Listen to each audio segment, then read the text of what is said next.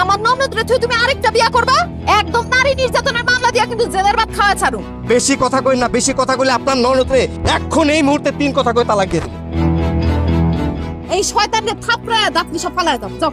ওর গায়ে অনেক শক্তি, ওর থাপ্পড় দিতে গেলে আবার ঘুষি মেরে আমার দাঁত ফালাই দিব। ওরে বাবা রে বাবা, আমি অনেক ভয় পাই। এই দাও দেখতেছিস না কুপায় কার থেকে কল্লা আলাদা করে দেবো যা। চলো মাইরা ফেলাইবো। হ্যাঁ কি করবি? মাইরা ফালাইবো, মাইরা ফালা, সাহস থাকলে ফালা। তো 20 পয়সা শরবত তুমি আমারে খাইতে দিছো কেন? তোরে মাইরা ফলানোর জন্য। এই বকশিসের টাকা নিয়ে এখন চাচার পক্ষে কথা কইতেছেন? বেয়াদবের মতো কথা কস। আমার সংসার ছেড়ে সারা জীবনের জন্য কেন চলে যাইতেছো? কারণ তুই ভীতু, কাপুরুষ। তোর চাচাতে তোর জমি দখল করে ফেলাইলো, তুই কিছুই কইতে পারলি না। চেয়ারম্যান যে ঘুষ খায় তোর চাচার পক্ষে কথা বললো, সেখানে তুই ভয়ে কিছু কইতে পারলি না।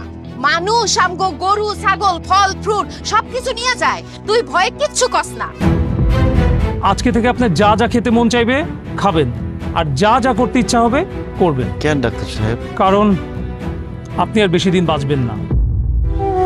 মইরা যখন যামুই, মরার আগে প্রত্যেকটার বিচার করে যাবো আমি।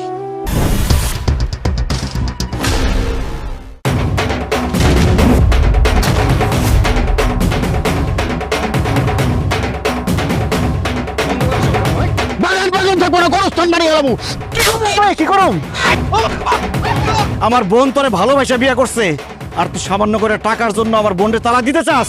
এই বার বুদ্ধিতে আমি আপনার কাছে যৌতুক চাইছি, আমারে নষ্ট করছে বইলা। ডাইনির বাচ্চা ডাইনি, তুই তাহলে আসল ঘষিটে বেগম। দালালের বাচ্চা তোরে খাইছি আমি, খাওয়া। আজকে আপনার বিচারে বসে চেয়ারম্যান সাহেব, ডাক্তার আমারে কইছে আমি বেশি দিন বাঁচব না। আমি তো মরে যাবো, পরে লয়ে মরুম।